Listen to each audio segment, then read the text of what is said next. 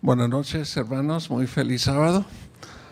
Hace muy poquito nos deseamos feliz media semana y ahora ya estamos en las santas y gloriosas horas del día sábado, queridos hermanos, que este día pueda venir como un bálsamo para cada uno de nosotros, que nos dé descanso emocional, espiritual y físico. Aunque estemos pasando alguna complicación, queridos hermanos, sé de algunos hermanos muy queridos en Nuevo Repueblo, en Cumbres, que están pasando por momentos muy complejos, queridos hermanos, y aún en esos momentos el Señor tiene la fuerza y tiene el poder para darnos paz, para darnos sosiego, queridos hermanos, que su Santo Espíritu sea con cada uno de nosotros. La lucha por nuestra lealtad es el título esta noche, y el subtítulo es lo accionable del tema. ¿Eres perseguible? Y esto lo vamos a ir desarrollando en el paso de los minutos. Pero todo mundo está luchando por nuestra lealtad, queridos hermanos. Es como si fuera algo muy apreciado, muy precioso. ¿Quién lucha por tu lealtad? Pues mira, nada más enciende el radio o enciende la televisión y todos los comerciales que escuches tienen como objetivo último captar tu favor, captar tu lealtad. Puede ser un banco, puede ser una bebida, puede ser un alimento, puede ser ropa. Todo mundo quiere adquirir tu deseo y que permanezcas allí. Por eso los anuncios no salen una vez, salen una y otra vez, para que a través de ese refuerzo nazca en nosotros el deseo, y una vez que probemos a lo que nos invitan, continuemos nosotros volviendo, ¿verdad? Y eso es lo que luchan. Hay programas, le llaman de fidelización del cliente. Son programas específicos para ayudar al cliente, o ayudar a la empresa más bien, para que el cliente no se vaya. Para que el cliente no se vaya. A ver, hermanos míos, aún los casinos de juego, ellos tienen dos tareas principales, hermana. Su primer tarea es atraerte. Necesitan que entres allí. Una vez que has entrado, tienen un segundo objetivo: que no te vayas. Y gentes muy inteligentes tienen sesiones de planeación, ideando cómo le van a hacer para que tú permanezcas allí tanto tiempo como sea posible. Nosotros afortunadamente le damos nuestra lealtad a quien nosotros queremos. Compramos lo que podemos o lo que nos gusta, lo que nos interesa, y normalmente regresamos a donde nos tratan bien. ¿No es cierto?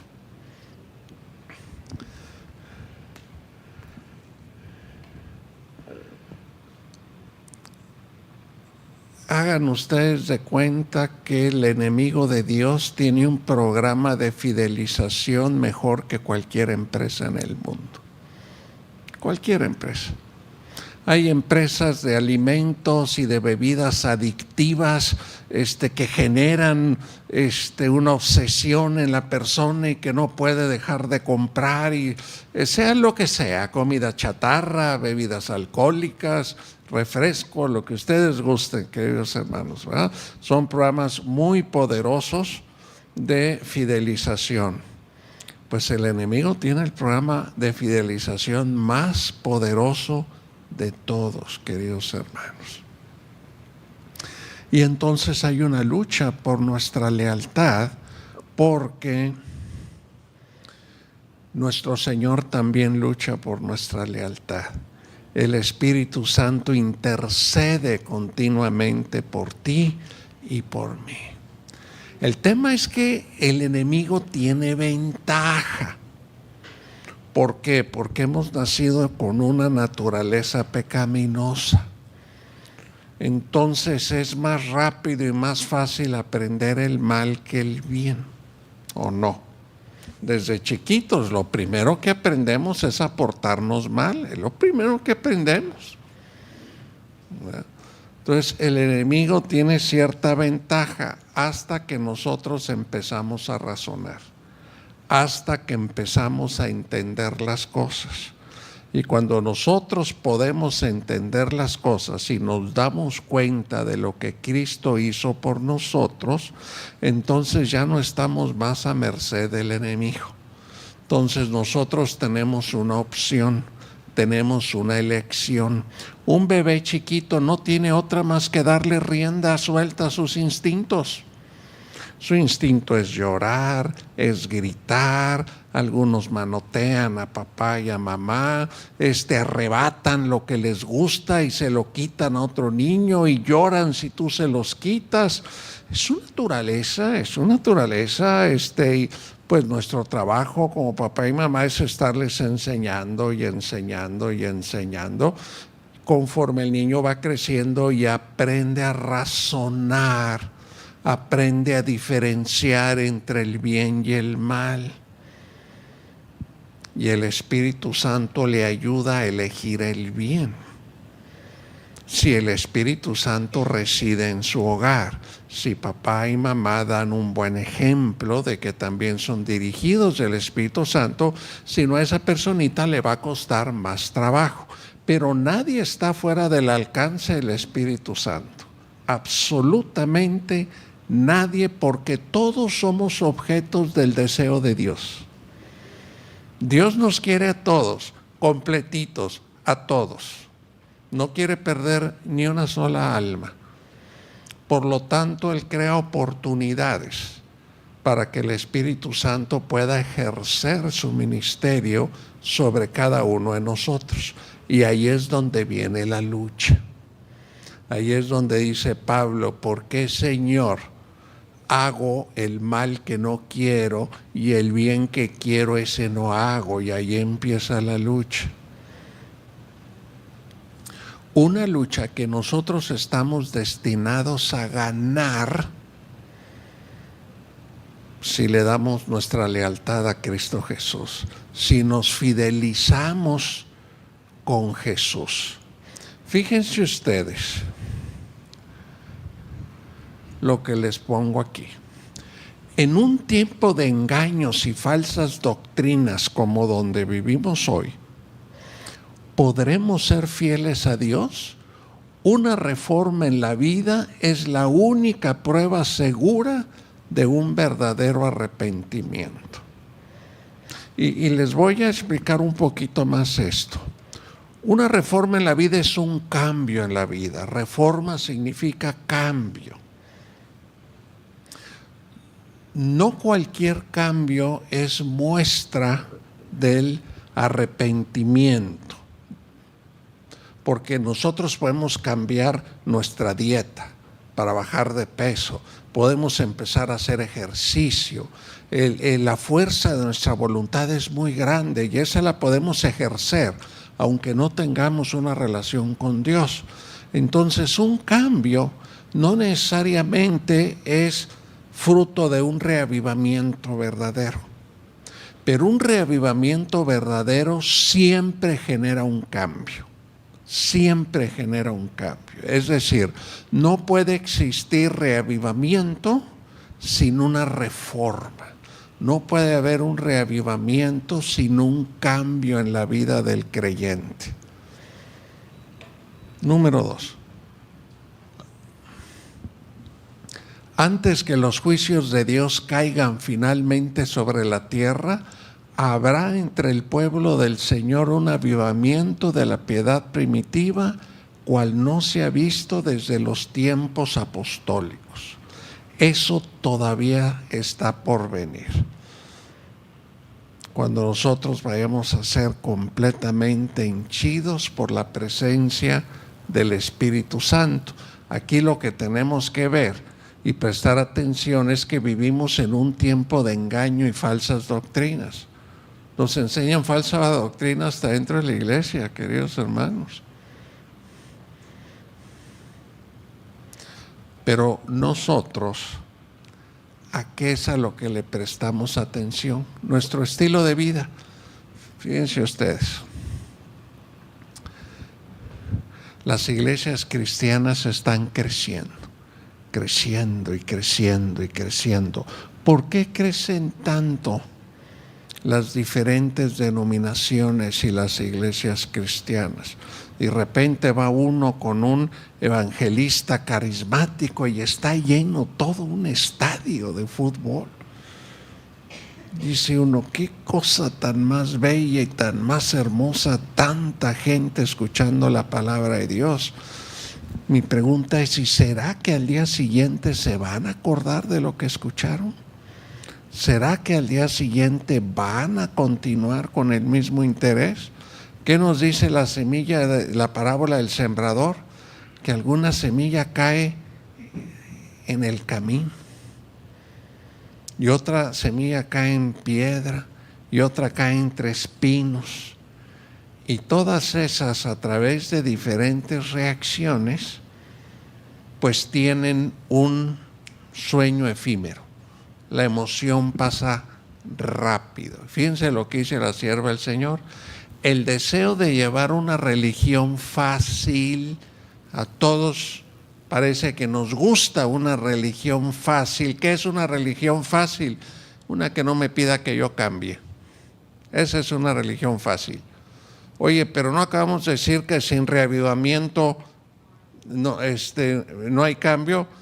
Pues ahí está la cosa. Entonces, ¿qué tipo de religión quiero llevar si no quiero que haya cambio? Entonces, es una religión sin reavivamiento. Entonces, ¿de qué me sirve la religión si no me va a cambiar? Nosotros vamos a la escuela y cambiamos, aprendemos,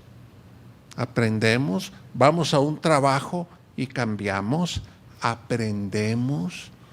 Yo siempre que platico con amigos, pues también aprendo cosas porque ellos saben otras cosas. ¿Qué es eso de no querer cambiar? ¿Qué es eso de no querer progresar? Una religión fácil que no exija luchas, ni desprendimiento, ni ruptura con las locuras del mundo, ha hecho popular la doctrina de la fe y de la fe sola. Usted nomás preste atención que Jesús le perdonó sus pecados y olvídese de todo lo demás.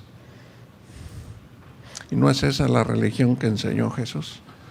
Yo estoy dando un estudio bíblico y mientras estoy predicando de la venida de Jesús, de Daniel 2, inclusive del estado de los muertos, puedo ver que hay emoción y que hay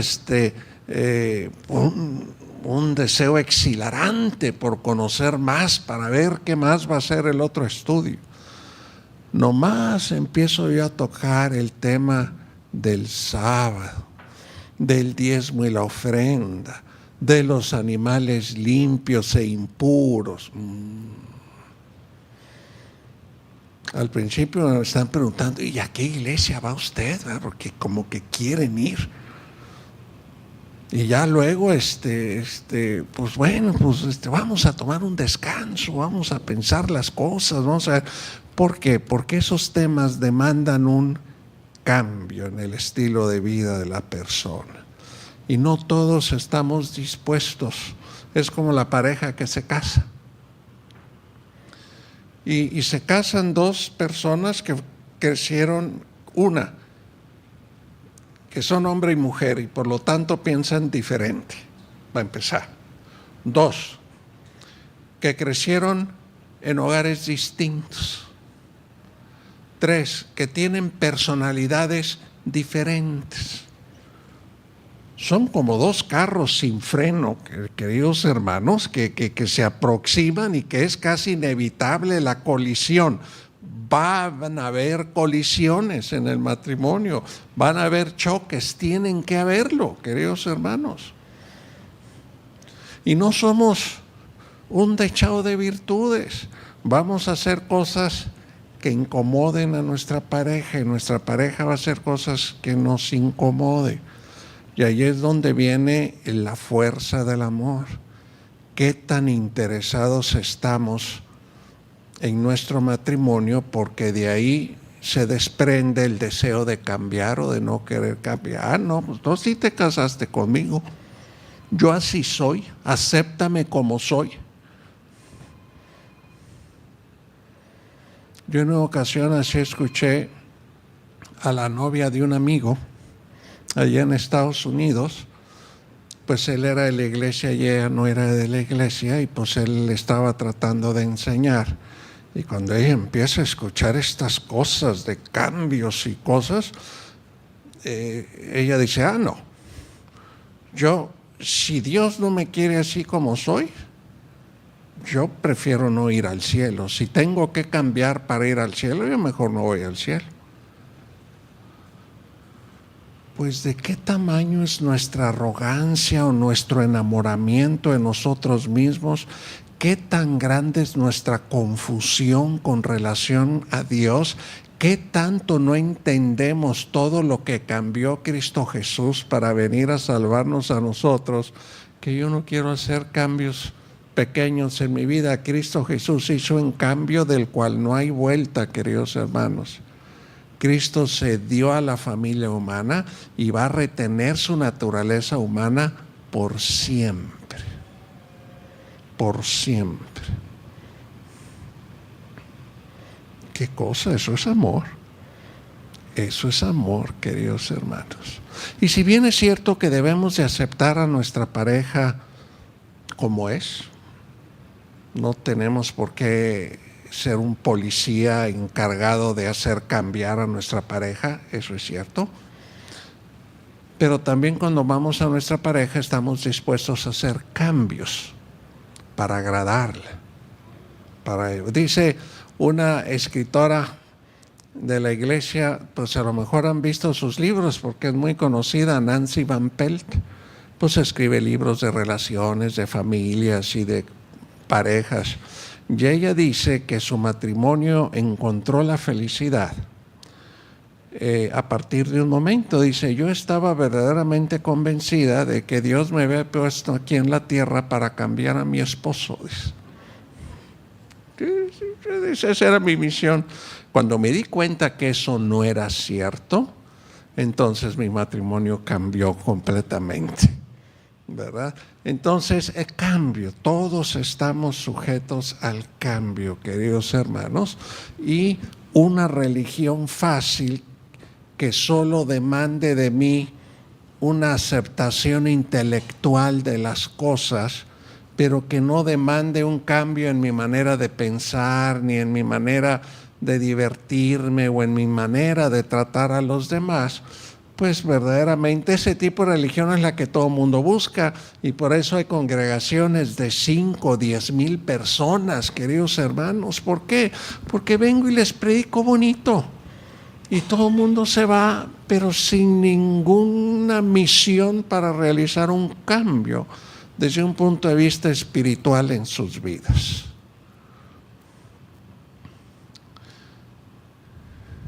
Los que experimentan la santificación de la que habla la Biblia, dice en Conflicto de los Siglos, manifestarán un espíritu de humildad. ¿Qué es la humildad? ¿Cómo podemos definir la humildad? Nosotros tenemos una muy mala concepción o connotación de la humildad. De repente decimos, esta persona es muy humilde, cuando queremos decir que es escasa en recursos monetarios. Terrible aplicación del idioma español, no significa eso. ¿Qué es humilde, hermanos? Alguien que es paciente, dice mi hermano, es humilde. ¿Quién más? El que sabe amarse a sí mismo y al prójimo. ¿Qué dice ese chiquitín? ¿Qué es ser humilde?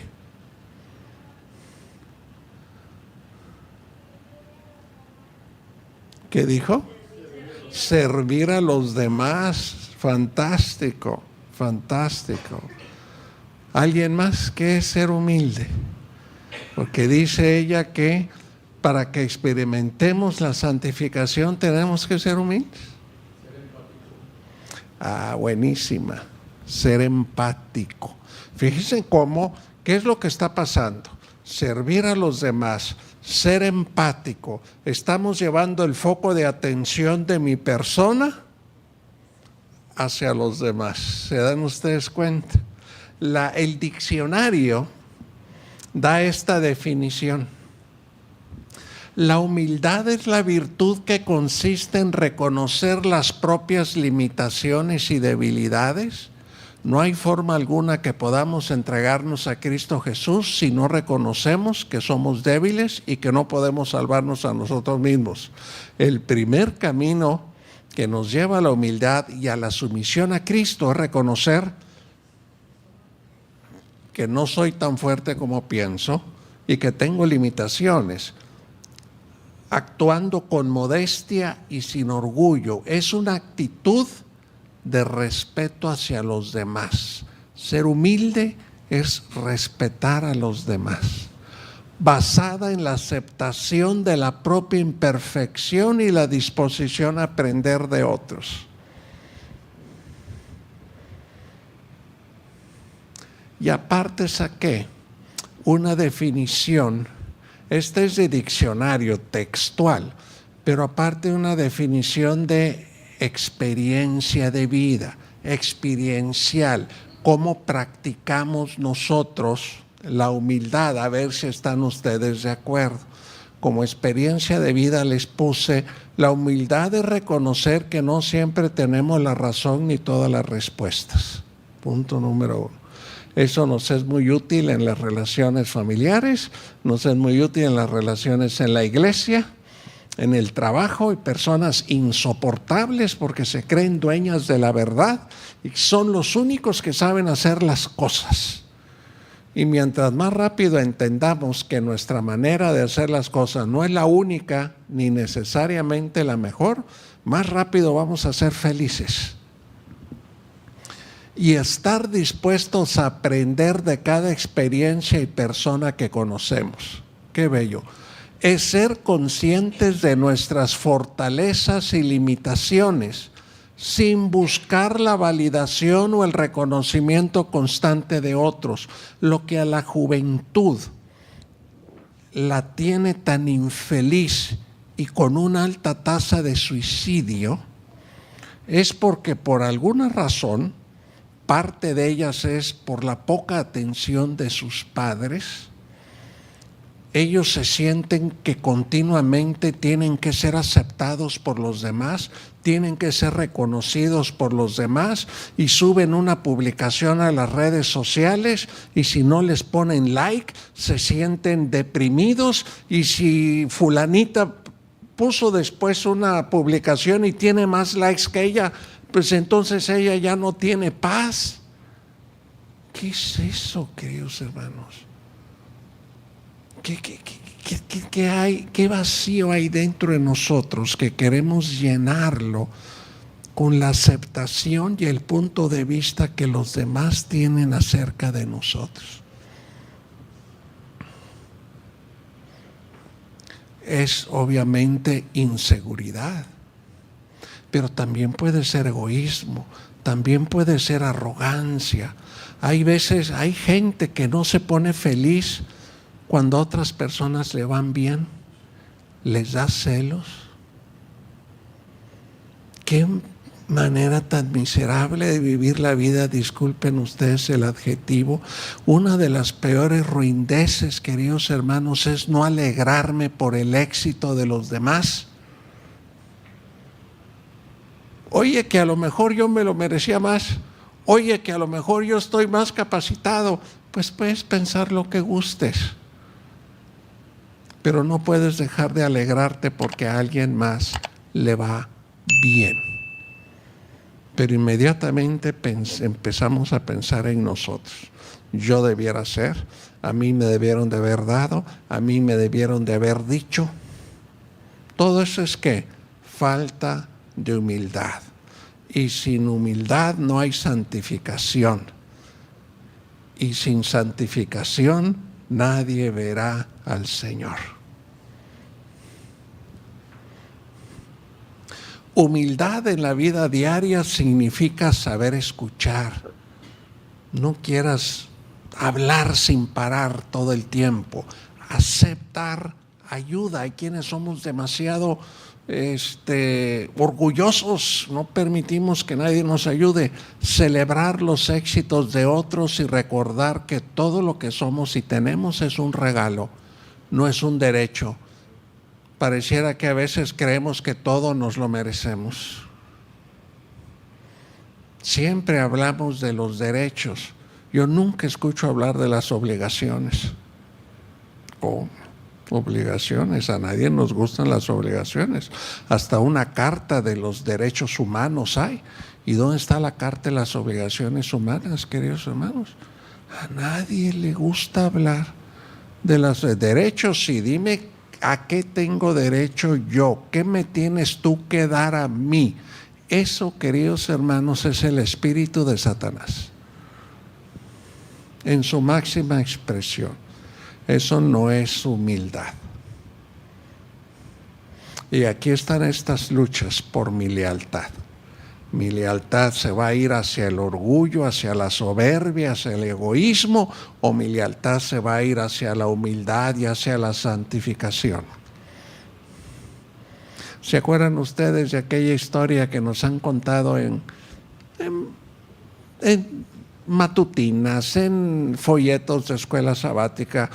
De repente diferentes autores nos cuentan que está un hijito con su papá, o a veces nos dicen con su abuelo, y que él está enseñando de la vida y que le dice que todos tenemos dos lobos, un lobo blanco y un lobo negro, y el lobo blanco pues nos dice cosas buenas y el lobo negro lo contrario, y dice, pero y ellos luchan. Dice, ¿quién gana, papá?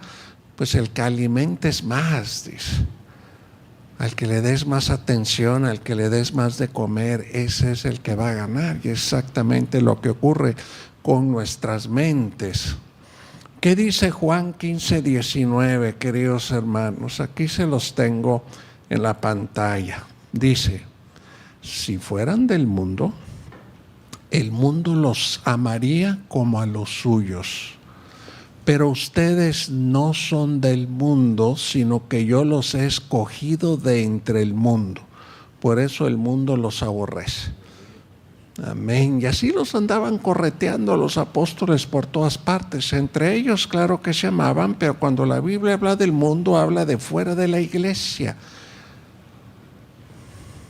La pregunta es, ¿y tú vistes como el mundo? ¿Comes como el mundo?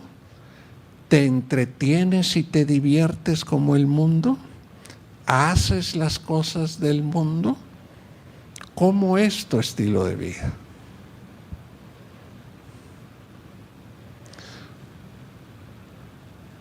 Porque si parece pato y hace como pato y camina como pato, es pato, ¿verdad? Entonces, queridos hermanos, ¿qué es lo que buscamos? ¿Cómo llenamos los espacios en nuestra mente, los espacios durante el día? ¿Qué cosa es importante para nosotros? Vamos a Hechos capítulo 24, por favor. Por cierto, el miércoles hablamos de las señales previas a la venida de nuestro Señor Jesús y dijimos que previo a la venida del Señor Jesús habrían pestes o plagas o pestilencias, dependiendo la versión que uno tome. Fíjense cómo me encontré aquí en Hechos 24:5, que cuando uno está haciendo la labor del Señor y está proclamando el Evangelio, fíjense cómo le decían a Pablo, Hechos 24:5, hemos descubierto que este hombre es una plaga que por todas partes anda provocando disturbios entre los judíos. En otras versiones dice que este hombre es una pestilencia, dice. Es jefe de la secta de los nazarenos. Estaban acusando a Pablo.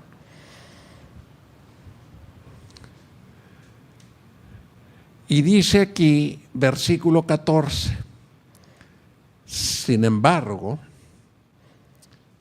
aquí ya estaban en las últimas acusando a Pablo de todo y de nada al mismo tiempo, ¿verdad?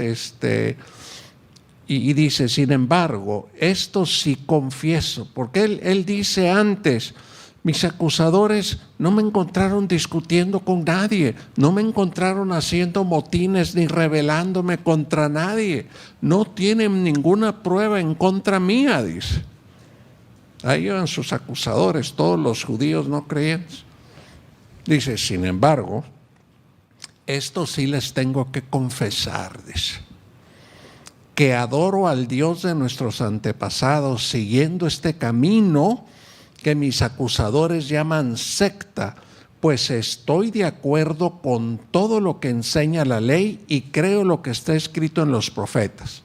Es decir, si por seguir la ley y lo que está escrito en los profetas soy de una secta, pues soy sectario, dice Pablo. Pero eso es lo que sigo. Y camino aquí en mi Biblia viene con C mayúscula. Yo soy el camino, la verdad y la vida.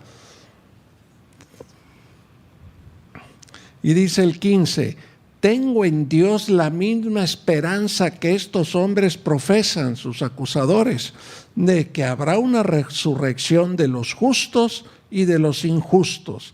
En todo esto procuro conservar siempre limpia mi conciencia delante de Dios y de los hombres. Ahí está la confesión de Pablo. Dice, de todas estas cosas que me acusan, no tienen ni una sola prueba. Pero si me han de acusar de algo, debe ser de seguir la ley, de seguir a los profetas y de seguir el camino que el Señor me ha señalado delante de mí. Entonces sí soy culpable, confieso. Llámame cristiano, llámame sectario, como gustes, ¿verdad? Pero aquí Pablo tiene la valentía, el honor, el amor de proclamar su lealtad a Cristo Jesús. Este hombre tenía bien claro a quién le debía su lealtad. Vamos un poquito atrás en Hechos, al capítulo 20, por favor.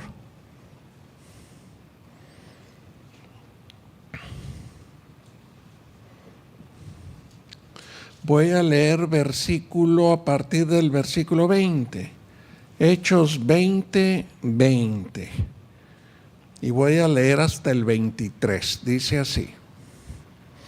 Ustedes saben que no he vacilado en predicar todo lo que les fuera de provecho, sino que les he enseñado públicamente y en las casas. No me escondo de nadie, dice Pablo. A los judíos y a los que no son judíos les he instado a arrepentirse ante Dios y a creer en nuestro Señor Jesús. Y ahora tengan en cuenta que voy a Jerusalén obligado, llevado por el Espíritu, sin saber lo que allí me espera. Y dice el 23, lo único que sí sé es que en todas las ciudades el Espíritu Santo me asegura que me esperan, ¿qué cosa? Prisiones y tribulaciones, o prisiones y sufrimientos. De eso sí sabe qué es lo que va a pasar y no por eso deja de ir. Por eso dice la sierva del Señor, ¿por qué en nuestros tiempos no hay prisiones, ni hay persecuciones, ni hay sufrimientos, ni tribulaciones? ¿Será que la autoridad ya se olvidó de hacer esas cosas? ¿O será que los hijos de Dios no están proclamando debidamente la palabra? A lo mejor andan confundidos entre el mundo y nadie se da cuenta que no son del mundo. Pues a lo mejor sí son, yo no sé. A lo mejor sí son. La otra vez platicaban dos niñas que estaban en un campamento, platicaba una de ellas. Pues ahí miraba una niña y la otra la miraba y bueno, ya no me acuerdo bien de la historia, pero a final de cuentas terminaron platicando y se hicieron amigas. Y más adelante se dieron cuenta que eran adventistas. Y se dicen, nunca me hubiera yo imaginado que eras adventista.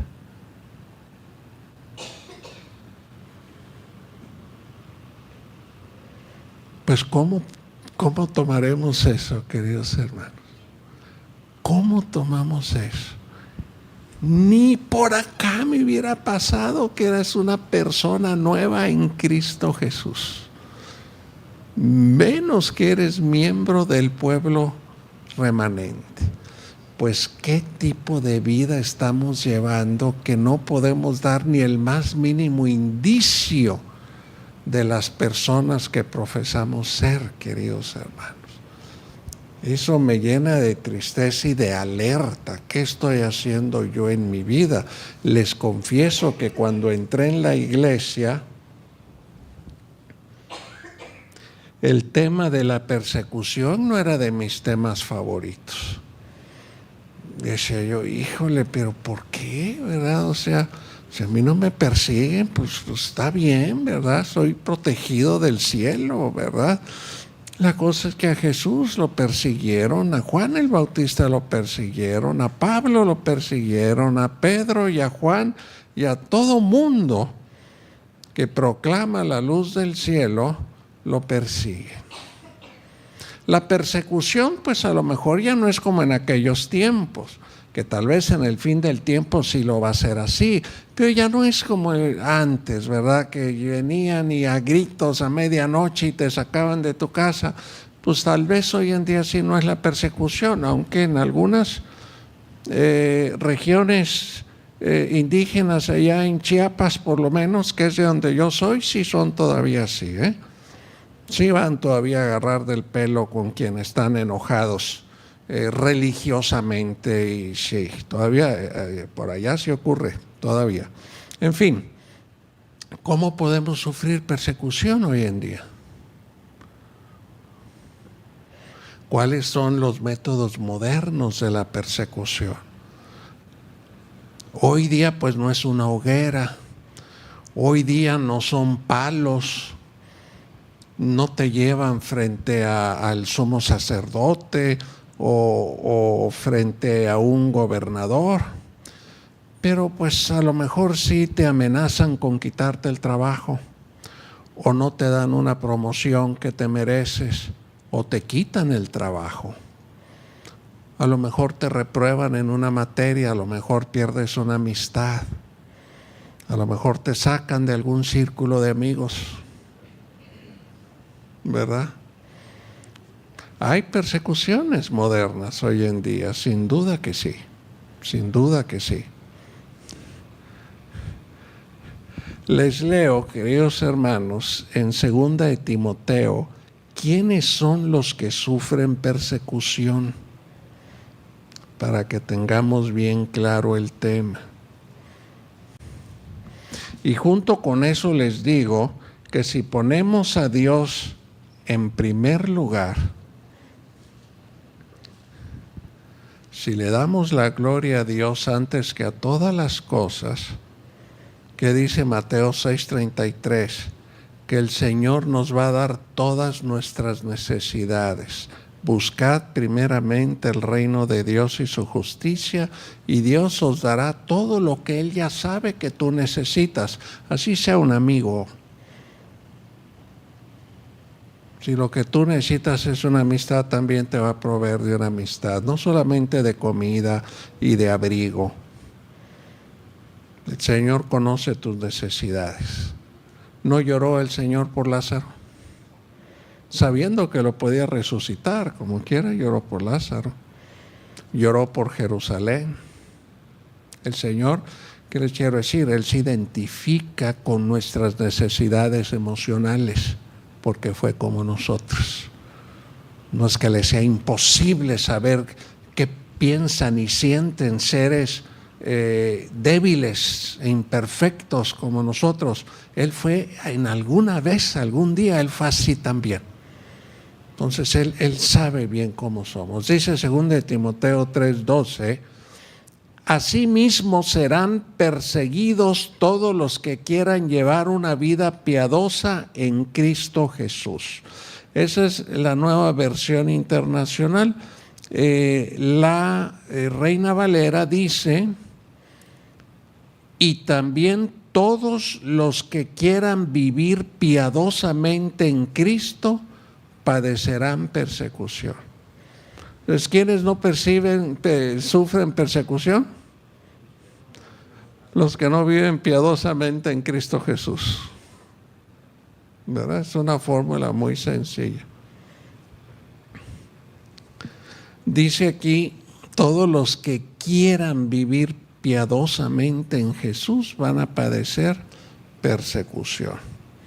Mateo 5:10, hermanos. Porque hay veces que confundimos el sufrimiento y porque estamos pasando por algún sufrimiento, pensamos que algo bueno hicimos.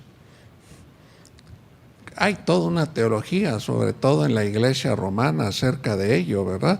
Dice Mateo 5:10, bienaventurados los que padecen persecución por causa de ¿qué cosa?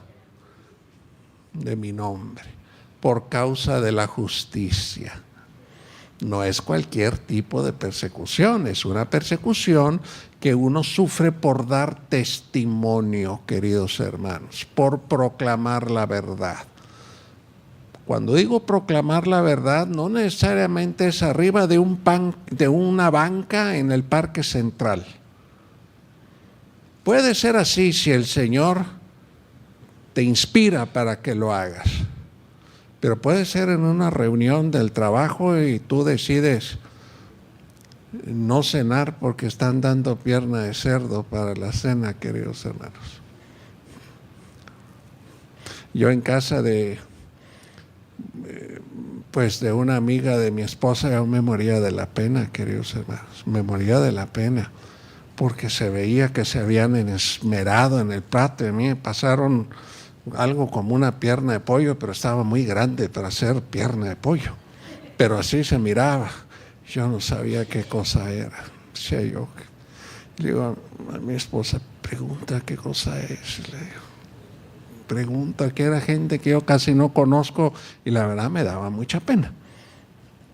Se habían esmerado en atender a las visitas. Y alguien por allí dijo, no recuerdo qué cosa dijo, res o algo así. Dije, no, esto no es res, pero yo no soy chapulín, eso no es res. Y ya le dijo la anfitriona que era cerdo. Y ella de inmediato, ¿verdad? Vio las caras y eso, y no comen cerdo, ¿verdad? Yo no sé cómo le hizo. Y trajo unas rebanadas de salmón horneado, no sé cómo le hizo, ¿verdad? Y bueno, pues aunque sea salmón, ¿verdad? Mi Señor se fue digiriendo pescado al cielo. Es bueno no comer carne, pero no es pecado hacerlo, ¿verdad? Un hermano de la iglesia se enojaba mucho cuando yo le decía que Jesús se había ido al cielo digiriendo el pescado, pero mucho se enojaba, que era vegetariano él. Y sabemos que es el estilo de vida más saludable que podemos adoptar, pero tampoco es pecado comer carne limpia. Y nada más le decía yo eso y bueno, ¿para qué me acuerdo? Se ponía muy enojado. Entonces, queridos hermanos, a veces es un simple testimonio que es capaz de proclamar. Y te van a preguntar, ¿por qué no? Porque se les va a hacer raro. Y lo primero es, ¿eres alérgico? y el diablo te dice, di que sí, di que sí, di que sí. Pues no, ¿verdad? En una ocasión dije que sí, y al minuto dije, no, no es cierto, no.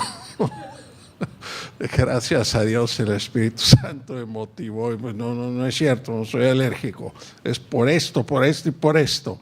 Es que son cuestiones que pareciera que no son relevantes, queridos hermanos, pero son oportunidades únicas para que demos testimonio. Se le hace muy raro a todo mundo que agarre una copa de vino, de champán para hacer un brindis y tú con tu vaso de agua. Pero también es una oportunidad para que te pregunte, para que puedas dar testimonio.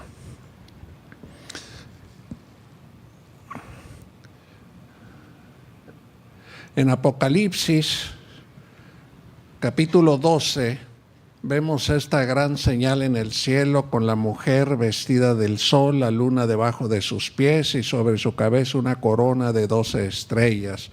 Es la iglesia triunfante de Dios en la tierra. En el versículo 4 testificamos cómo Satanás ataca a Jesús como un bebito. Y en los versículos 6 y 13, al no poder acabar con la vida de Jesús, en los versículos 6 y 13 de Apocalipsis 12, nos dice que se va a hacer guerra en contra de la mujer, la iglesia, que el Señor tiene que guardar y esconder durante 1260 años, que fue el periodo durante el cual el Papa acaparó el poder religioso y el poder civil. Y después de ese periodo que termina en 1798, en el versículo 17 nos dice que el dragón, que es esa serpiente antigua que se llama Diablo y Satanás, se llenó de ira en contra de la mujer y se fue a hacer guerra en contra del resto de su descendencia. Es decir, fue y ejerció persecución contra el resto de la descendencia, que también le llamamos remanente. ¿Y por qué? ¿Qué características tiene este remanente que se granjea la persecución y la ira del dragón? Guarda los mandamientos de Dios y tiene el testimonio de Jesucristo. Y el testimonio de Jesucristo, nos dice Apocalipsis 19:10, es el espíritu de profecía, es decir, igual que Pablo, predica la ley y los profetas.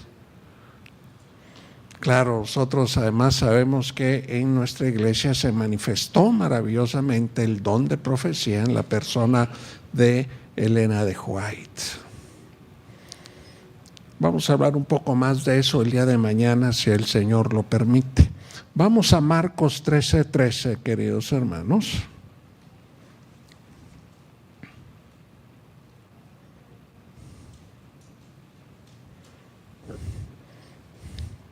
Marcos 13:13, parecido a Mateo 5:10, y seréis aborrecidos por todos por causa de mi nombre.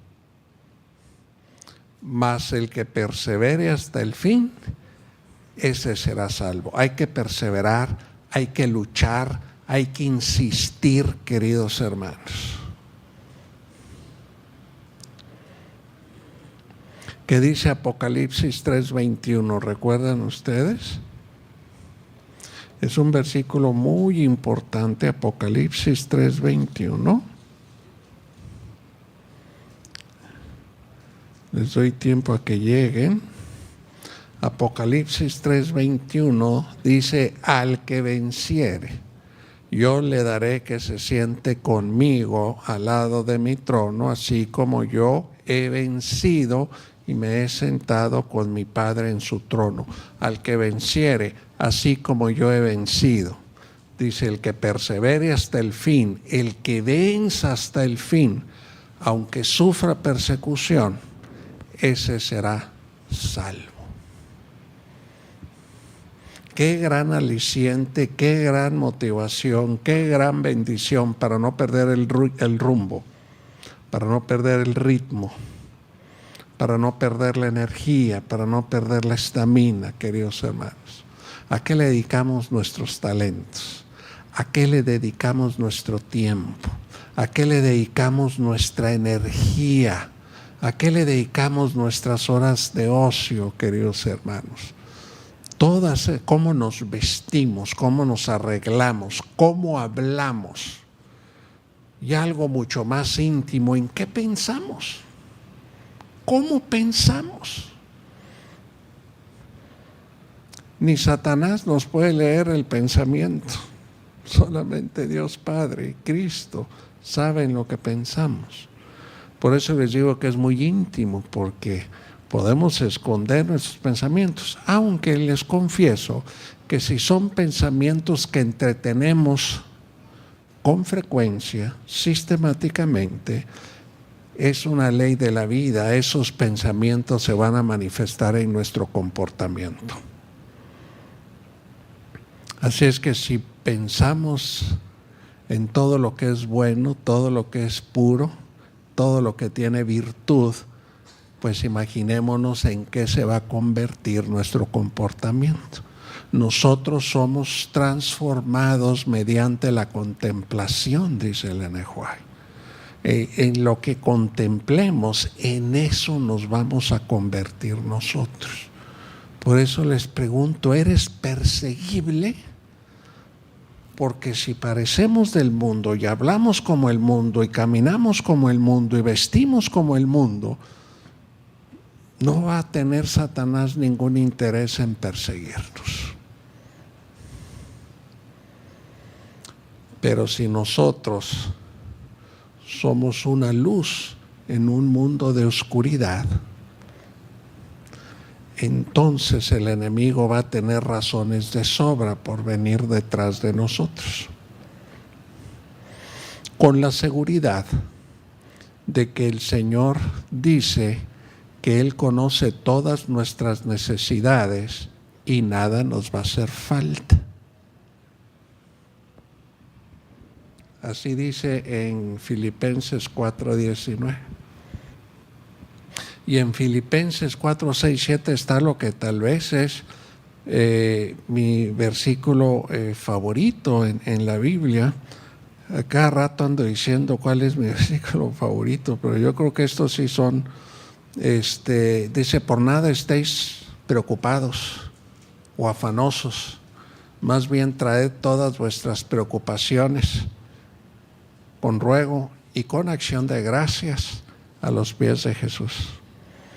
En lugar de preocuparte, de sentirte mal o triste, mejor trae esas preocupaciones a los pies de Jesús. Y si haces eso, dice el versículo 7, la paz de Dios, que supera vuestro entendimiento, ya te está diciendo que tú no sabes y no puedes comprender cómo, pero la paz de Dios guardará tus pensamientos y tu corazón en Cristo Jesús. Y adiós preocupaciones, adiós dolor, adiós soledad, adiós cualquier cosa, porque en tu pensamiento y en tu corazón va a reinar Cristo Jesús. Y eso es una promesa de la Biblia, de Dios mismo. Dios mismo no miente ni puede mentir.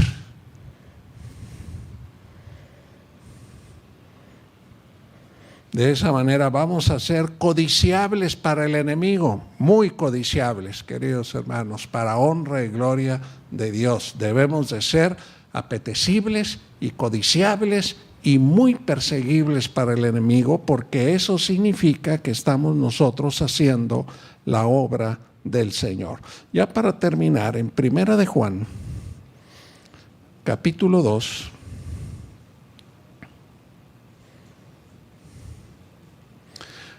recuerden que el enemigo se llena de ira contra la mujer y va a hacer guerra contra el resto de su descendencia simplemente porque guarda los mandamientos de Dios y tiene la fe de Jesús, porque no es del mundo.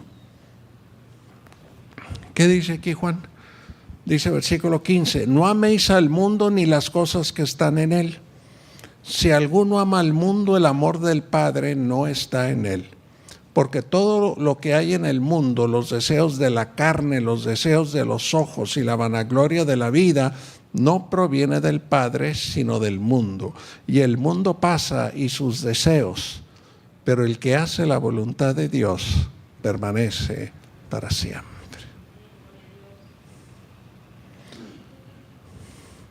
Entonces, por eso dice que no busquemos el mundo, porque todo lo que el mundo nos da es pasajero, es temporal. Lo único que permanece para siempre es nuestra decisión de vivir con Cristo Jesús, siempre sirviendo y proclamando el amor de Dios. Que el Señor nos ayude, queridos hermanos. No es agradable sufrir persecución. A nadie le agrada sufrir persecución. Dice Pablo en Santiago, o más bien Santiago, dice en su libro: encontraos gozosos cuando os encontréis en medio de las pruebas. Dice. Pero ¿cómo va a ser eso? Las pruebas son persecución. No nos gusta la persecución, pues no nos gustan las pruebas. ¿A quién le gustan las pruebas? Pero acá dice que yo debo de tener sumo gozo. Tened por sumo gozo cuando os halléis en diversas pruebas. ¿Cómo puede decir eso? Pues es que acá viene la respuesta maravillosa.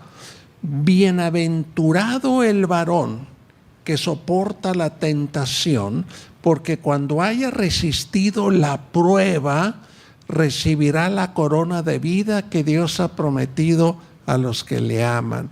No es que el hecho en sí de la prueba sea agradable, sino la oportunidad de obtener la victoria por medio de Cristo Jesús y obtener la corona de la vida. Eso es lo que nos llena de gozo en medio de la prueba. Que el Señor nos ayude, queridos hermanos, para que en todo momento podamos nosotros otorgarle firme y fielmente nuestra lealtad. Todos los días, en todo momento, que sea Cristo lo mejor, lo más alto y lo más fuerte en nuestras vidas. Que el Señor les bendiga.